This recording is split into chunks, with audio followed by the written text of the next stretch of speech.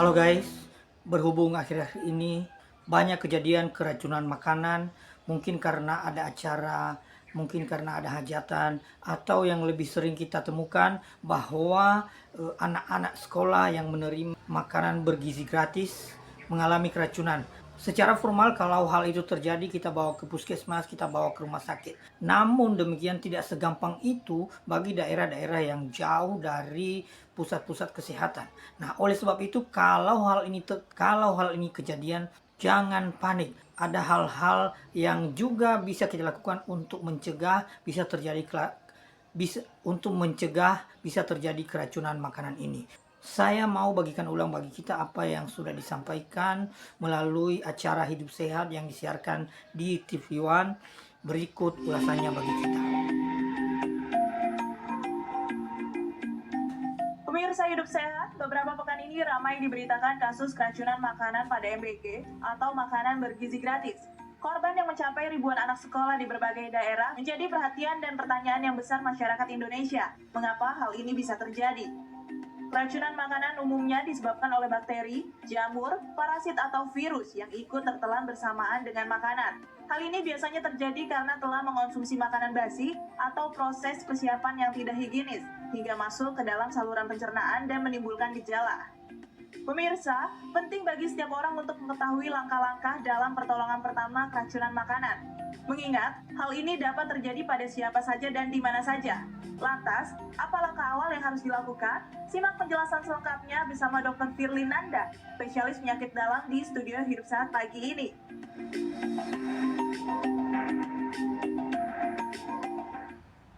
Halo pemirsa Hidup Sehat, selamat pagi. Kembali bersama saya Margareta Novita di program Kesehatan TV One. Nah pemirsa, tadi kita sudah melihat informasi mengenai anak-anak yang keracunan setelah konsumsi makan bergizi gratis. Tapi pemirsa, keracunan makanan ini sebenarnya bisa diobati dan juga dicegah loh. Nah sesuai banget sama tema kita hari ini tentang keracunan makanan dan bagaimana pertolongan pertamanya.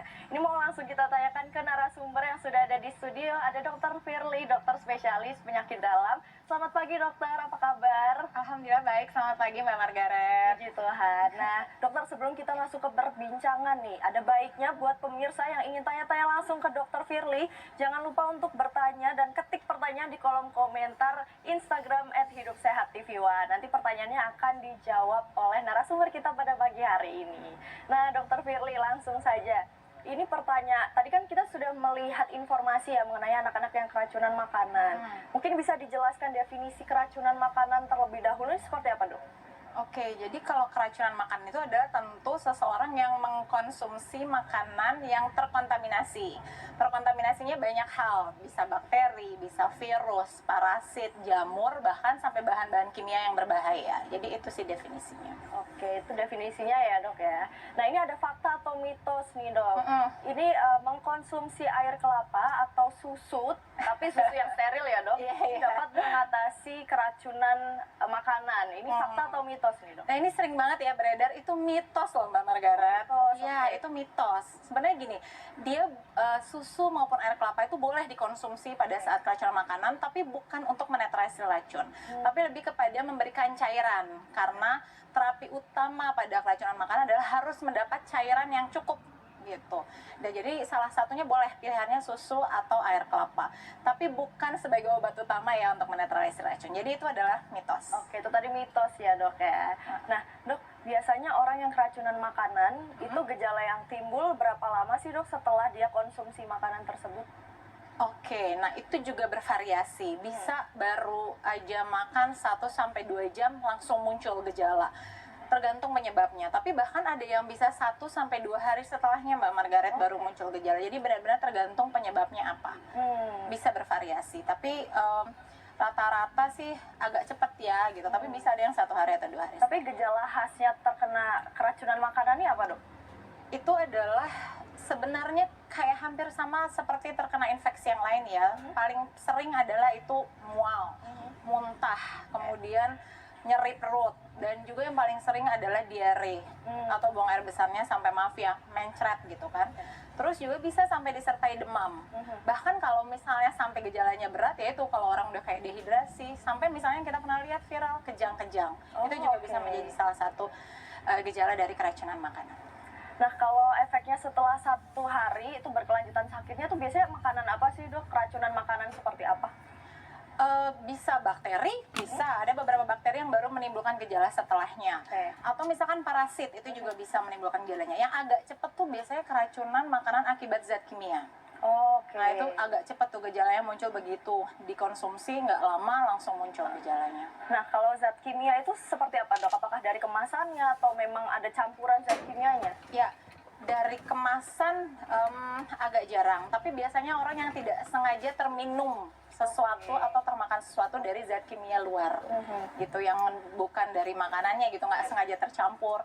Kadang-kadang tuh yang suka bahaya, misalkan anak-anak kita sering taruh apa nih, misalnya pembersih sabun gitu ya, pembersih piring gitu. Warnanya kan kita suka taruh di botol air mineral nih, warnanya kan menarik ya buat anak-anak gitu. Kadang sama dia dicampur minum apa, dipikirnya itu sesuatu itu. Nah itu yang harus hati-hati dan itu bahaya sekali kalau misalnya sampai dikonsumsi oleh anak-anak. Oke, nah sebenarnya ciri-ciri makanan yang sudah tidak layak atau tidak baik dikonsumsi itu seperti apa sih dok? Tahukah Anda pemirsa, ada herbal alami untuk atasi keracunan makanan. Berikut informasinya. Herbal alami atasi keracunan makanan yang pertama ialah jahe. Tahukah Anda pemirsa, jahe telah digunakan berabad-abad lamanya untuk pengobatan, termasuk mengatasi keracunan makanan. Jahe mampu memperbaiki penyerapan nutrisi-nutrisi esensial dan melancarkan pencernaan. Bahan alami ini cukup ampuh untuk mengatasi rasa mual dan muntah, sehingga membuat tubuh terasa menjadi lebih lega. Herbal alami kedua ialah buah lemon. Lemon bersifat antiinflamasi dan antibakteri. Hal inilah yang membuat lemon cukup efektif untuk mengatasi keracunan makanan. Kandungan asam di dalam lemon dapat dipercaya bisa membantu membunuh bakteri yang menyebabkan keracunan makanan. Ketiga, bawang putih. Bahan alami yang satu ini tidak hanya bermanfaat sebagai bumbu dapur saja. Faktanya, bawang putih juga bisa digunakan untuk meredakan gejala keracunan makanan. Kandungan di dalam bawang putih bisa membersihkan sistem pencernaan di dalam tubuh. Tak cuma itu, bawang putih juga bersifat antivirus dan antibakteri, sehingga baik dikonsumsi ketika mengalami keracunan makanan. Herbal alami terakhir ialah madu. Madu memiliki banyak sekali keistimewaan bagi tubuh. Salah satunya, mengatasi masalah pencernaan dan keracunan makanan. Selain itu, madu juga bisa membantu tubuh untuk mengontrol pembentukan asam berlebih di dalam perut.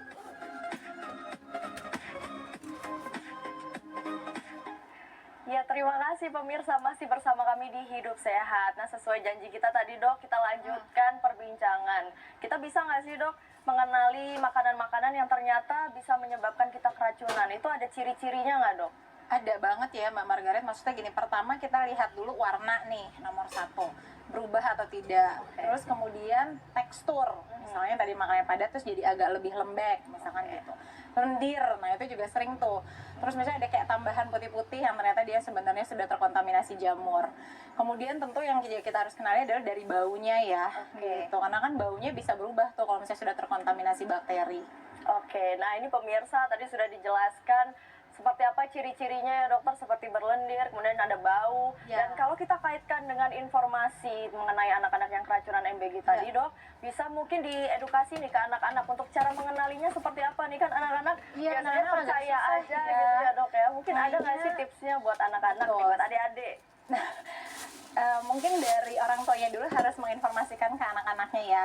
Coba nanti kalau sebelum makan dilihat ada warnanya misalnya kok aneh gitu, baunya dicium gitu. Terus habis kayak gitu mungkin dicicipin dulu sedikit, karena sudah pasti kalau misalnya makanannya sudah berubah dan akhirnya sudah terkontaminasi oleh suatu zat, rasanya pun juga pasti akan berubah. Misalkan menjadi lebih asam gitu. Jadi mungkin dipegang, dirasakan, dicium gitu ya. Mungkin tipsnya seperti itu. Yang harus diajarkan ke anak-anak. Betul. Oke, nah ini ada fakta mitos lagi dok. Memuntahkan makanan dan minuman yang tertelan ini adalah pertolongan pertama mengatasi keracunan makanan. Ini fakta atau mitos nih dok? Itu justru malah mitos loh. Oh mitos? Iya, jadi justru kalau kita makan sesuatu yang sudah terkontaminasi jangan dipaksakan untuk dimuntahkan. Oke. Itu pertama, apalagi kalau misalnya makanan yang terkontaminasi tersebut terkontaminasi bahan kimia. Itu kenapa nih dok? Itu malah bahaya, karena justru yang kita muntahkan itu, yang kita paksa muntahkan malah akan menyebabkan iritasi di kerongkongan. Oh, oke. Gitu. Jadi Menambah jangan masalah ya. betul menambah masalah. Jadi jangan berusaha malah dimuntahkan gitu ya. Kemudian tidak dimuntah-muntahkan pun sebenarnya hati-hati, karena gejalanya salah satu yang berat adalah muntah yang berulang kan. Akhirnya malah jadi menyebabkan dehidrasi yang semakin berat. Oke dok, baik. Berarti mitos ya dok ya? Iya. Nah ini selanjutnya nih dok.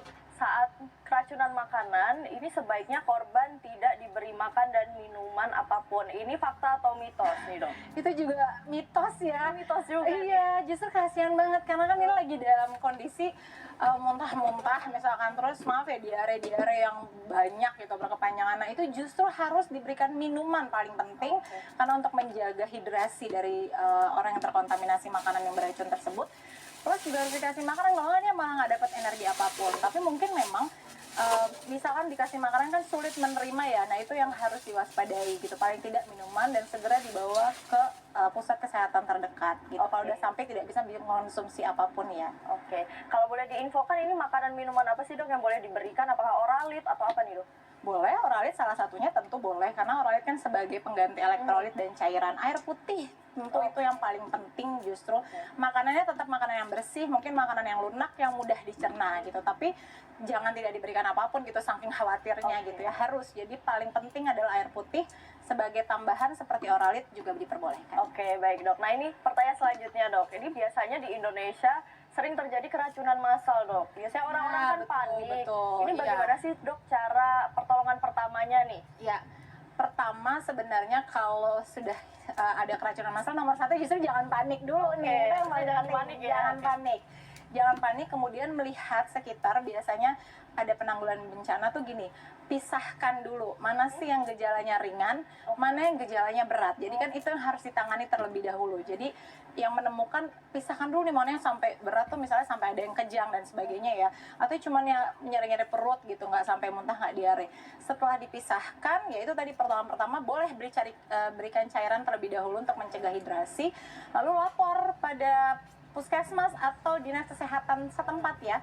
Kemudian yang memang sudah berat langsung segera dibawa ke fasilitas kesehatan. Oke, berarti kuncinya jangan panik aja justru.